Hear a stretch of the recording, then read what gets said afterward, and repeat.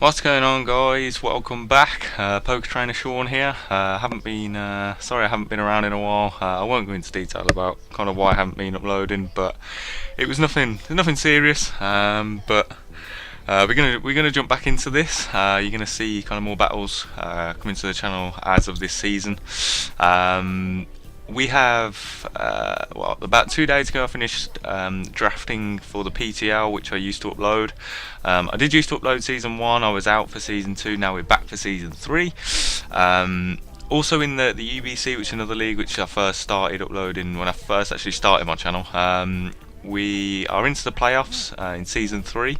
I have kind of took ownership of the league, so that's kind of took a lot of my time, which is another one of the predominant reasons as to why I kind of took a step back from YouTube. But yeah, that draft will be coming kind of in the next couple of weeks, so keep an eye out for that. I know people love draft reviews, so hopefully that one will be entertaining for you guys. But yeah, we'll jump into the draft for the PTL. Personally, I think it's one of the most powerful drafts in the league.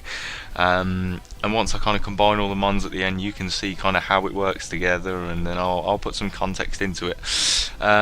The way the league works is it's not kind of similar to how other leagues work, which is why I'm in it. It's what we call kind of a colour-based draft. So in a Pokédex, each mon is assigned a colour. This is done by Pokemon. You can find these colours on Bulbapedia. I think. What was the other one? Cerebi, something like that. They do it as well. So you can look up these colours. But there's 10 colours in total, and each team is assigned a colour where you have to draft 3 from your colour and then 1 from every other. Obviously making 10. There are also a couple of changes because there was. Sorry, I'm just not on the right tab here. There was kind of. At the start of the season, the guys put out like a survey to see how many people would be interested, and I think they had about 16 people. So obviously it maxed out at 10. So what they've done is they've kind of teamed up a few people who are happy to do so to kind of cut down on time. But they drafted together as a team, then they're going to battle together as a team, or if that person's not there, I'm pretty sure someone will take over. They can talk in a chat. So I mean, that could be obviously an advantage to them. Personally, it wouldn't work for me because I'm a little bit of a control freak. If someone kind of isn't going ahead with what I kind of feel is best sometimes, obviously I can take on people's opinions and I'll be shocked sometimes, like, oh yeah, like, obviously people beat me, so yeah, I'd be a little bit rubbish. But that's why I'm not on a team. I am on my own, so we'll see how that goes. Without further ado, anyway, we're gonna jump into the draft. Kind of how it went. I feel like it went very well. Like I said, I feel like I got one of the most powerful drafts. I picked up a lot of mons which I wanted. We was assigned the colour purple, and we were 4th overall pick in the draft. So, but the first round doesn't matter. But again, on the second round, I was 4th pick anyway. So you could pick. But your first round, you have to pick a colour, the Pokemon from your own colour. Then the second round, you can go where you want. So long as at the end of the draft, you have three of your own colour and 7 from everywhere else. So in purple, I'm just going to list out some of the mons that I actually have in purple. Some of the good ones.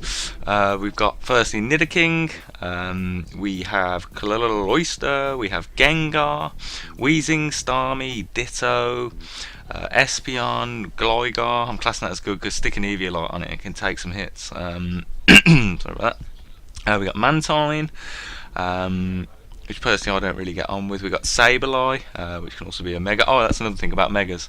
You can have 2 Megas on your team, but you can only bring 1, and you also get their normal forms as well. And I think this is why, not me personally, but this is why some drafts are broken, in my opinion, but that's fine. You got Forretress, you got Gastrodon, Ambipom, if you class that as good. You got Spiritomb, Gliscor, Drapion, Mienshao, Goodra, Alola Marowak, and Serena. And then the last mon, which I actually picked, was Tapu Fini. I haven't used this Pokemon before in a draft league, barely even laddered with it, but I've seen it used very well. It can be so annoying to play against. That field ability where you can't status Pokemon and Dragon, I think it's Dragon moves are half power, I think, something like that. That's clutch. I mean, for me, like, status is so annoying, spreading toxic damage, especially the way I play. I'm not a stall player, but I am kind of more of a balanced player. I figure that works for me. So in the first round, we grab Tapu Fini. We can drop some Nature's Madness. It's my bulky water, my fairy type in one. It's a good special wall. It can be run physically. It can be run as a Calm Mind variant. In terms of weaknesses, it's got no recovery, no kind of reliable recovery. It doesn't even get rest, and it's got a pretty limited move pool, but it does what it does, like, pretty amazingly. I haven't really seen it used in a draft league very well as of yet. Someone's 0-4 with it in my league, but I feel like the way I play, I feel like it can work. So. Next up, so we could go anywhere on the board, and I actually had some inspiration from a guy called Will in another league. He drafted it in season 3 of the UBC, and he's done absolutely amazing with it. And that Pokemon's Flygon. Like, it was good before, don't get me wrong. Dragon Ground, it's good type. Obviously 4 times weak to ice, but so is Lando, and everyone uses that. So, but now it gets Dragon Dance, and I wanted a setup mon. A physical setup mon. I'm not too bothered about physical. The kind of setup side was brilliant. Dragon Dance shenanigans with Stab Earthquake is pretty clutch. It gets a good move pool as well. I know it gets some fire coverage, some electric coverage. Obviously stick a Z move on it. If something you're struggling with, something you can just blow something back. So we get 3 Z mons as well. Another way which makes this league pretty broken. But again, you can only bring one of those and a Mega, so to each match. So we'll see how that pans out. But yeah, Finny and Flygon so far, making that Dragon and Fairy, and we just need to pick up a Steel type, which we did, and we'll go into. Third pick, we went for Infernape, the obviously powerful kind of mixed monkey. It's got, not mixed monkey, that sounds weird, but a monkey that is a mix between physical and special attacker, so it can be run either of those. It's got priority and Mac points. Obviously this Pokemon's been out for a while, so everyone knows its usefulness. I mean, it works quite well with Flygon. In terms of things like Skarmory, bulky Pokemon that you can't necessarily take down, because Infernape's move pool is incredible, and it gets Stealth Rocks. So 3 things that you'll sorry about that. 3 things that you'll notice about these first 3 picks: they have hazard kind of control, or can set hazards of some description. So Finny can defog, which is another reason I got him. Flygon can defog, and Infernape can set rocks, which is clutch. But obviously I don't want Infernape as my rock setter every week. So yeah, there's that. I was very much looking forward to like a mixed attacker, so I just typically look at a team. First thing I look at is kind of base speed, then I'll look at in terms of the defensive options he's got, or she. Are they more kind of common on the physical side? They're more common on the special side? Is it quite a good mixture? Like, that's what I'll look at. I'm more kind of stats based when I'm preparing. So in terms of a mixed attacker that can kind of break through both aspects of that, barring its resistance or super effective or whatnot, then obviously that comes in clutch. So, and yeah, picking up Infernape in the 3rd round nowadays is ridiculous, as you can kind of tell, and you can see how the draft's kind of panning out. And picking up this Pokemon in the 4th round, I have no idea how it happened, but we ended up picking Mew.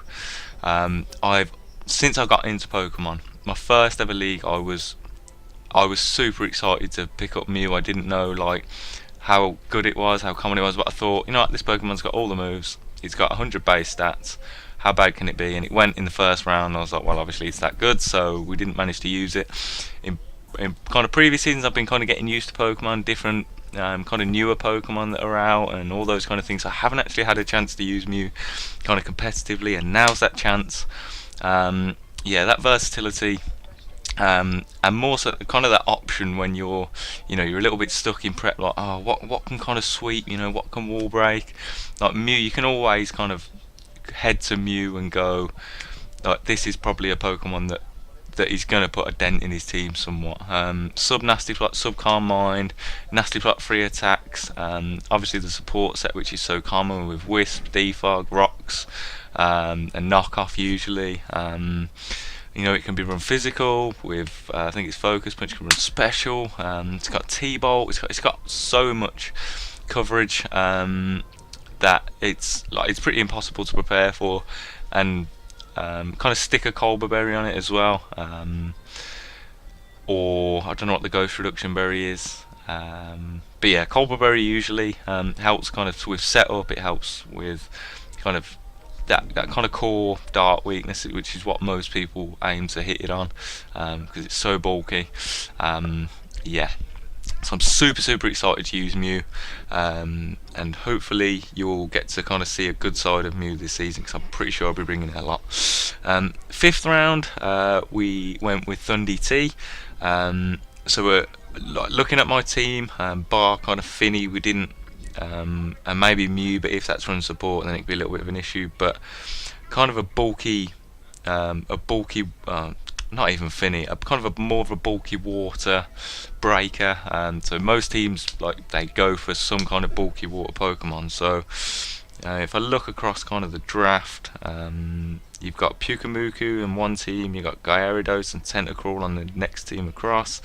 You've got Keldeo, which is kind of bulky, on the other team. Then what have you got on this one? They got Toxapex on that. No, they got Empoleon. You can kind of see them stacking up. I mean, these have only got Volcanion, so they're perhaps going to struggle. They got Manaphy, which is obviously bulky as anything, and they've also got Slowking. I have Finny. What else is on here? They got Jellicent. So every team has some kind of bulky water type, bar one that I've called out. So he'll be getting the Thundy treatment. And yeah, I mean, it's got good coverage. It's got Dart Pulse, it's got Nasty Shot Bait, Psychic. It can be run physical with knockoff. It's base 101 speed, so it outspeeds the hundreds. And I also used it in another league, and I went 12-1 with it. So in reality, I really do like Thundurus. Very frail, don't get me wrong. I mean, can't even switch in on kind of just resisted or neutral hits. You get a free switch into it, you get momentum. It's a good kind of, it's another versatile one. It can clean up, it can act as a momentum bringer. If you really wanted it to run defensive with a Rocky Helmet, then you go ahead, but I'm not. Where's mine? Yeah. So, and then next up, I went for my first Mega. So now we're halfway through the draft. I'm having a look what's around, and in the UBC, I'm actually using this massive Pokemon. It's such a brilliant wall. It works so well with Finny, and that is Mega Aggron. Now you may think, look, Mega Aggron, it's quite a low tier on the ladder, but even when you're kind of preparing for it, there's hardly a physical threat, i.e. from a close combat from a Life Orb Infernape is about 40% to it, because of the filter ability. So it really is, and it can EQ it back. It gets good coverage, 140 base attack, it's like 270 defense, HP's not so great. Obviously it can't take kind of special hits, it stops bird spam. It can set rocks. I personally think it's one of the kind of, and bulky megas are kind of my kind of forte, I believe. I've done well with Mega Venusaur ever since my first season, when I went like 2-8 with it. Forgot what I was talking about, but yeah, like I'm so comfortable using Mega Aggron. I picked it up like halfway through UBC, where I was kind of I think I was about 2-4 at the time, and then we finished 6-4, so I don't think I lost a game. No, I think I did lose one game with it, so it must have been like 2-3 or 1-3 or something when I picked it up, and then we ended up finishing 6-4. So we won more with it than we lost with it. I also brought an Automanize set and sweat with it. I used it defensive, and it was hard. It took a +2 drill run from an Escavalier at 30%. that is absolutely ridiculous. I know it's not stab, but that's mental. It can switch into many attacks, and it's built my team. So the first 6 Pokemon are a team on its own. I mean, it's got mixed wall breakers, it's got a cleaner, they all can sweep on their own, so they got set up. Thundy T, Mew, Inferno and Flygon get set up. Flygon can run with a Scarf, Infernape can run with a Scarf, Mew can run with a Scarf if you really want, Thundy T can run with a Scarf, can run Specs, Band, There's so many different options with just those 4 offensive mons. And you got Mega Aggron and Finny, which more, like, as I say, on the balance side, suit me so well.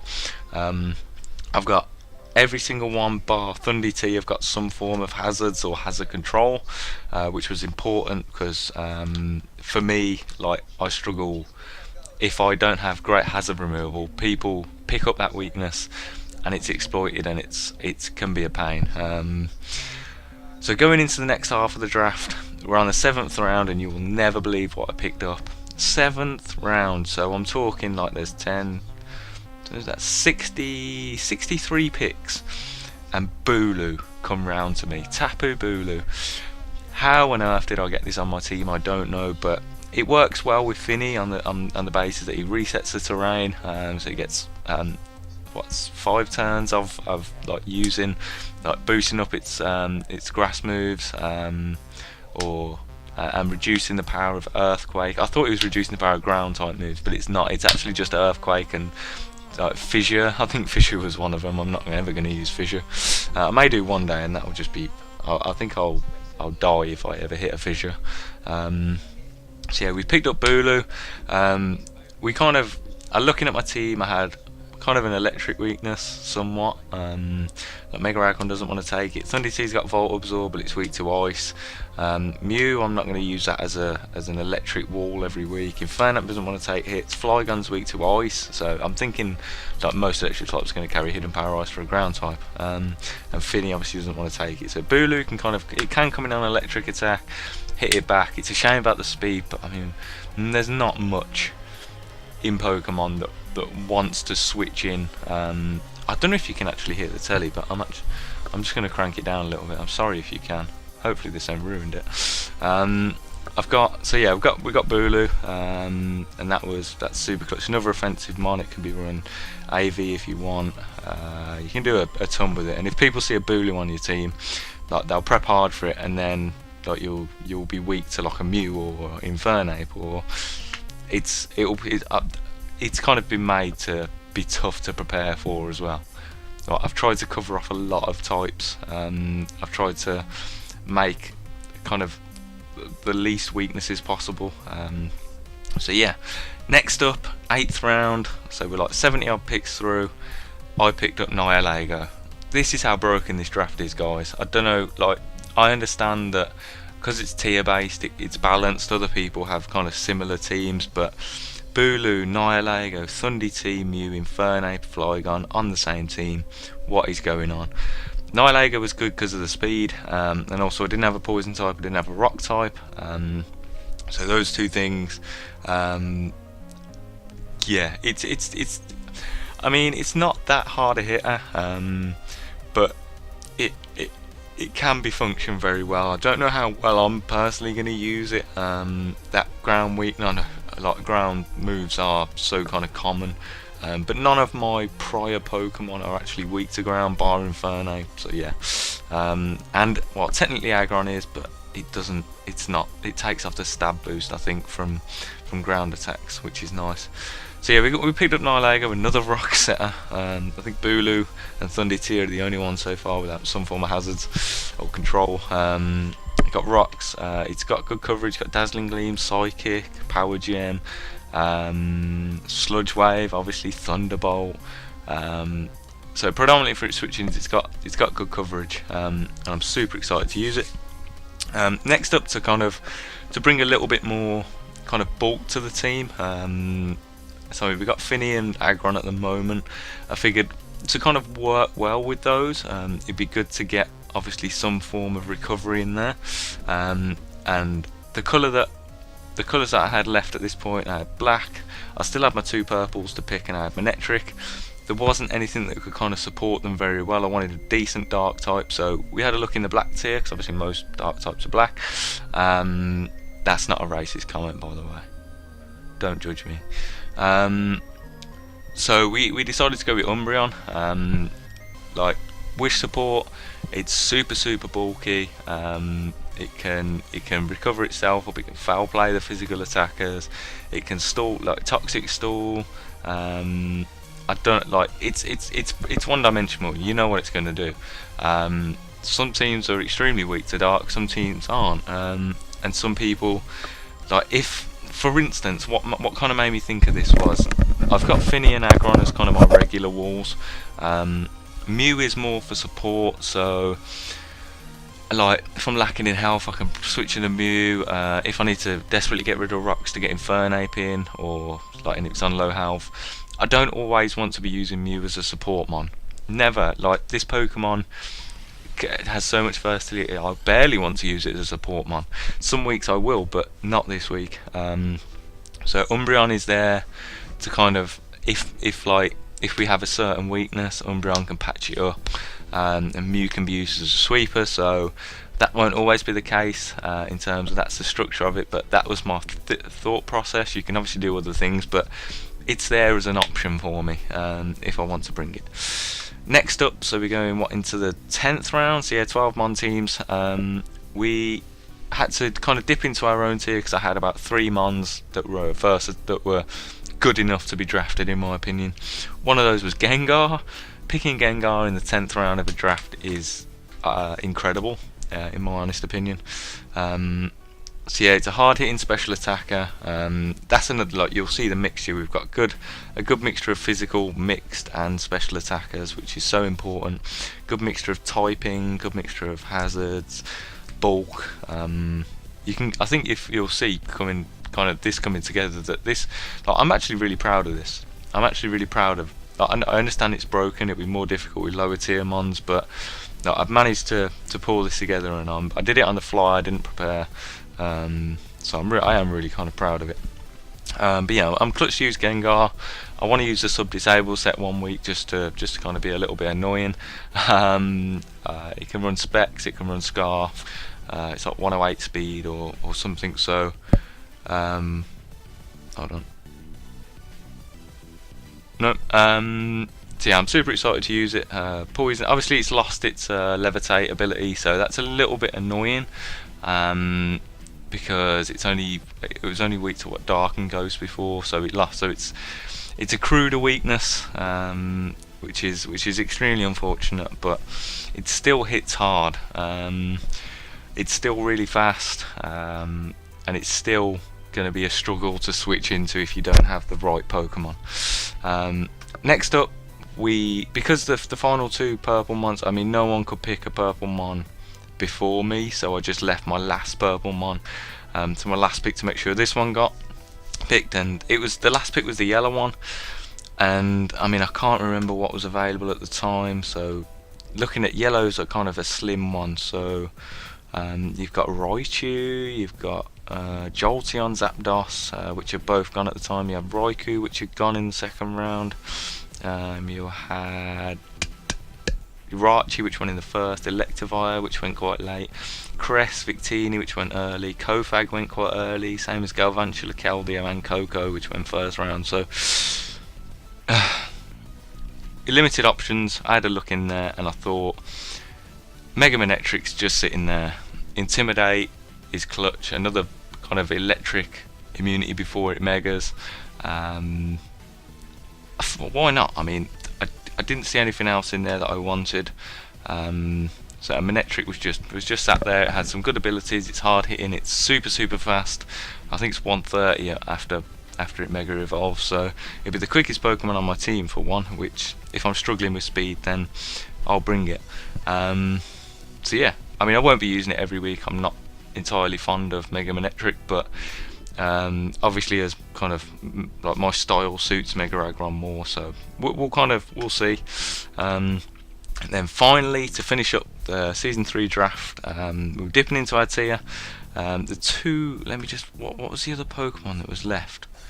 Let me just have a quick look because I can't remember. I think Alolan Marowak was still left. I did really want Goodra, but that went early. Glyce, I don't like Gliscor. Miss Magius. But that was kind of pre-Gengar, so we weren't going to pick that up. I think Espeon was on the list, but it was just They made the draft look a bit weak. I think Ditto was on the list. That aids in kind of making the prep a little bit more annoying. But in the end, we went with Fortress because we just don't have enough hazards, guys. We've got Infernape, Mew, Mega Aggron, and Nihilego.